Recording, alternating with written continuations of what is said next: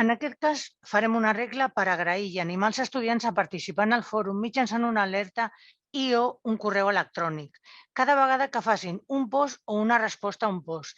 Per tant, des del tauler anem a PLD, des d'aquí afegir una regla i el nom de la regla serà agraïment fòrum.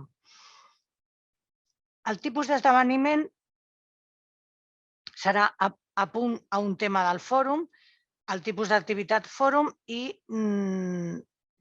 l'activitat pluja d'idees. Afegim i anem a les condicions. La condició serà que l'activitat estigui completada. Seleccionem l'activitat, fòrum, pluja d'idees, guardem i anem a les condicions, que serà a les accions, perdó, serà la mostra de l'alerta.